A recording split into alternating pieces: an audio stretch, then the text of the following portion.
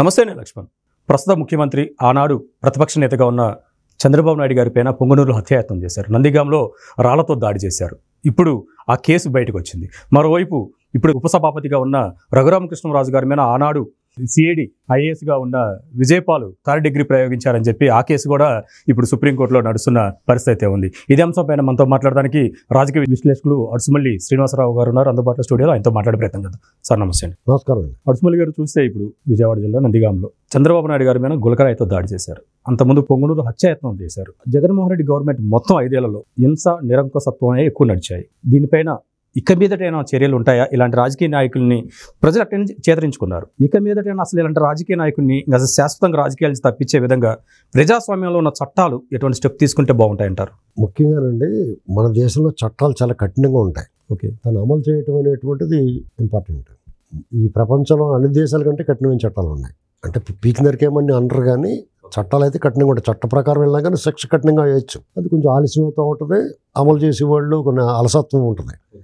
ఇక మీరు చెప్పిన విధంగా వస్తే ఒకటి చంద్రబాబు నాయుడు గారి మీద బాదురే కార్యక్రమంలో కానీ ప్రాజెక్టుల సందర్భంగా చేసుకున్న పర్యటనలో కానీ సిరీస్ ఆఫ్ ఇన్సిడెంట్స్ జరిగింది. చంద్రబాబు నాయుడు గారిని వాళ్ళు రంగ మీడియాలో వార్నింగ్లు కూడా ఇచ్చారు. మేము తలుచుకుంటే నీ పని నిన్ను ఎంతసేపు లేపేస్తాం అన్నట్టుగా కూడా మాట్లాడారు. చూసాం. అవునండి, మాట్లాడారు. అదే విధంగా వాళ్ళ ప్రవర్తన కూడా ఉందంటే మొదట్లో ఎయిర్పోర్ట్లో నిర్బంధించడం, ఆయన గేట్లు తాళ్ళు కట్టడం, ఆయన పర్యటనకు ఆటంకాలు కలిగించడం చేశారు. తర్వాత నెక్స్ట్ స్టేజ్లో అనపర్తిలో కానీ నందిగాంలో కానీ అంగళ్ళలో కానీ ఎర్రగొండపాలెంలో కానీ ఆయన మీద రాళ్ల దాడి ఒక రకంగా చేశారు. అంటే ప్రమాదకరమైన ఒక ఎన్ఎస్జీ ప్రొటెక్టీకి ఆ రకంగా చేస్తున్నారు. అప్పుడు పోలీసులు యంత్రాంగం అంతా కూడా చేష్టలుడికి కూర్చున్నారు. అవును, వాస్తవం. నిష్క్రియాపరత్వంగా ఉన్నారు. పైగా ఆ దాడుల్ని వాటిని సమర్థించారు.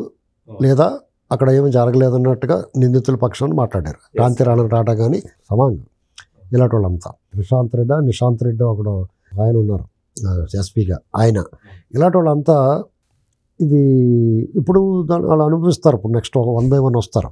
నందిగాంలో జరిగిన ఇష్యూకి వచ్చినప్పటికీ అది బయటకు వచ్చింది. ఇప్పుడు మొండితోక అరుణ్ కుమార్ ఎమ్మెల్సీ, మాజీ ఎమ్మెల్యే మొండితోక జగన్మోహన్ రావు వీళ్ళు ఎలా చేద్దాం, ఏం చేద్దాం, ఏంటని ప్లాన్ చేసుకున్న విషయం కొంతమంది పట్టుబడిన వాళ్ళు విచారణలో భాగంగా వాళ్ళకి అన్నీ వచ్చినాయి. ఇప్పుడు వీళ్ళు మెడకు చుట్టుకుంది. ఇది ఎందుకు మీకు అంటున్నాను నేను. ఇప్పుడు బాలినేని శ్రీనివాసరెడ్డిని సంతకం పెట్టమంటే మీ పని చూసుకుంటారా బాబు అని పెట్టనన్నాడు. మీరు ఎందుకని లేపారు? అంత ప్రమాదం చంద్రబాబు మీకు అంత అన్యాయం ఏం చేసాడు? ఇప్పుడు జగన్మోహన్ రెడ్డి ఇప్పుడు ఇవాళ చాలామంది వైసీపీలో పార్టీలో మీతో పాటు మీ పక్కన కూర్చున్న వాళ్ళందరూ దూకేసి వేరే పార్టీలో పోతున్నారు. వాళ్ళు జగన్మోహన్ రెడ్డిని ఆ పార్టీని తిడుతున్నారు. రాజకీయాలు అలాగే అయిపోయినాయి కదా. గోడ మీద అటో కాలు ఇటో కాలేసి కూర్చుంటున్నారు. కబక్కన రెండో కాలు ఇటు దిగేస్తున్నారు, ఎటో దిగేస్తున్నారు. రియల్లీ అటువంటి పరిస్థితుల్లో ఇంత తీవ్రమైన వ్యక్తులను అంతమొందించి అంత కార్యక్రమాలు పాల్పడాల్సిన అవసరం మీకు ఏముంది? పైగా ఆయన మామూలు మనిషి, ఆయన ఎన్ఎస్జీ ప్రొటెక్టీ. మీరు ఆయన మీద రాళ్ళ దాడి చేసి అని చేద్దామంటే కాల్చి పడితే ఎవరు నష్టపోతారో? ప్రజలు కదా పోతారు అక్కడ ఉన్నవాళ్ళు. ఇప్పుడు ఇది చాలా పెద్ద నేరం అవుద్ది. ఇప్పుడు వాళ్ళు ఇరుక్కుంటారు. అదే రకంగా రఘురామకృష్ణరాజు గారు ఉన్నారు. ఆయన మీద జగన్మోహన్ రెడ్డి గారు సిఐడి చీఫ్ సునీల్ కుమార్ వాళ్ళన్న సిఐడి చీఫ్ విజయపాల్ వీళ్ళు ఏం చేశారు? అత్యంత దుర్మార్గంగా ఆ కార్యక్రమాన్ని నేతృత్వం వహించింది విజయపాల్. ఆయన ఇంటికి వచ్చి ఆయన బర్త్డే రోజుని కనీసం నోటీస్ ఇవ్వకుండా నోటీస్ గోడలు గంటిచ్చేసి తర్వాత ఈయన అరెస్ట్ చేసిన తర్వాత దంటిచ్చి కారులోకి దారుణంగా తీసుకెళ్ళి రాంగ్ హ్యాండ్లింగ్ చేశారు. ఎక్కించుకునేటప్పుడే అక్కడ తీసుకెళ్ళాక ఒక ఎంపీని, భారత పార్లమెంటు సభ్యుడిని, సాక్షాత్తు ప్రధానమంత్రి గారి సహచరుణ్ణి మీరు ఏ రకంగా హింసించారు? ఎంత దారుణంగా వ్యవహరించారు? ఆయన చంపేయడానికి చూశారని చెప్పేసి ఆయన చెప్పుకున్నాడు బయట. ఇది ఇలాంటి కస్టోడియల్ వైలెన్స్ పెట్టి మీకు ఎవడు కాపాడుతాడు? ఇప్పుడు జగన్మోహన్ రెడ్డి అది దిక్కులేదు. అది అతని పరిస్థితి అతను అగమ్యగోచరంగా ఉంది. ఏం చేయాలి అర్థం అవ్వట్లేదు. పిచ్చోళ్ళలో తిరుగుతున్నాడు.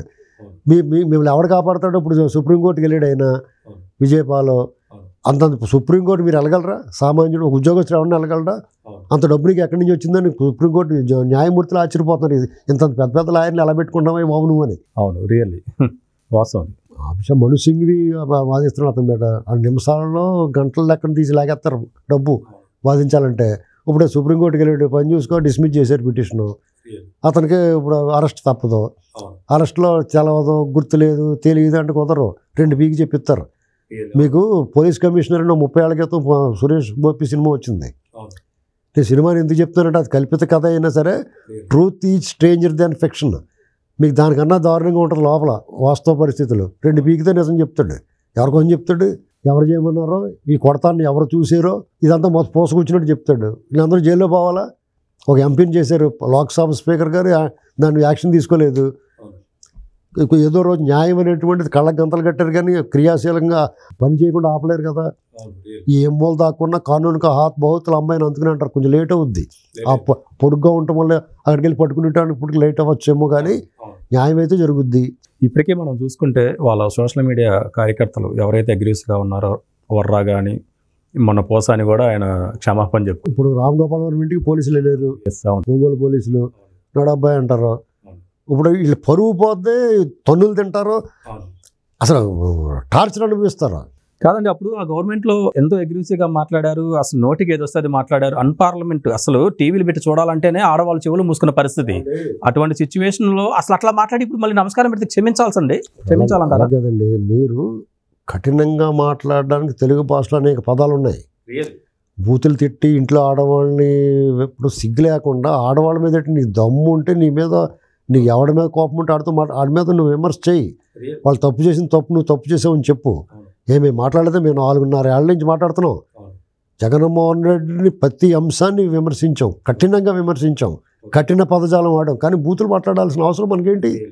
ఇప్పుడు వీళ్ళు అలా విమర్శించవచ్చు, అంతేగాని సినిమాలు తీసి మార్పింగులు చేసి వాళ్ళు అవమానించి వ్యక్తిత్వ హననం చేసి 4 పెళ్ళిళ్ళ గురించి ఇలా వ్యక్తిగత జీవితాల లోపలికి వెళ్ళి కుటుంబంలోకి వెళ్ళి ఆ స్త్రీలను అవమానించి పచ్చి జుగుప్సాకరమైన భాష మాట్లాడి చేయాల్సిన అవసరం నీకేమొచ్చింది? ఇలాంటి పరిస్థితుల్లో వీళ్ళందరూ శిక్షార్హులే, ఎవడో తప్పించుకోలేడు. కాబట్టి ఇప్పటికైనా సరే ఒళ్ళు దగ్గర పెట్టుకుని పయ్యోడు ఏదో చెప్పాడు కదా అని చెప్పేసి మీరు ఇష్టమైనట్టు చేస్తే రేపొద్దున మీ సఫర్ అయ్యేది మీ కుటుంబం, రేపొద్దున వాళ్ళ తరాలన్నీ నష్టపోతాయి. జగన్మోహన్ రెడ్డి ఏముందండి, శుభ్రంగా జైల్లో పోతాడో, ఆ డబ్బు ఉందో ఖర్చు పెట్టుకుంటాడో, అందంగా రాచమర్యాదలు ఉంటాయి వాళ్ళకి. వీళ్ళు తీసుకెళ్ళి అండమాన్ సెల్యులర్ జైలు బ్రిటిష్ వాడు ఉన్నప్పుడు జైల్లో పడేస్తే తప్ప ఇప్పుడు వాళ్ళకి అన్నీ బాగా జరుగుతాయి. ఎవరికి కావాల్సింది వాడు పొట్టలు అందేసుకుంటారో, వాళ్ళు పని చేసి పెట్టేస్తారు. మిమ్మల్ని ఎవడు కాపాడతాడో? మిమ్మల్ని ఎవడ కాపాడలేడు. మీ ఆస్తులు కూడా సీజ్ చేస్తారు. ఇప్పుడు ఎవడ తప్పించుకోలేడండి. కదా ఒళ్ళు దగ్గర పెట్టుకుని పని చేయాలని చెప్పేసుకో. అవును, అది మొత్తానికి అయితే ఏదైనా మాట్లాడేటప్పుడు సోషల్ మీడియాలో కానీ ఏదైనా రాజకీయం చేసేటప్పుడు కొంచెం హుందాగా నడుచుకుంటే ఉంటుంది. లేదు అంటే జైల్లో ఓసలు లెక్క పెట్టుకుంటూ జీవితకాలం గడపాలని చెప్పి చర్చ ద్వారా అర్థమవుతుంది. మరొక అంశంతో మళ్ళీ కలుద్దాం.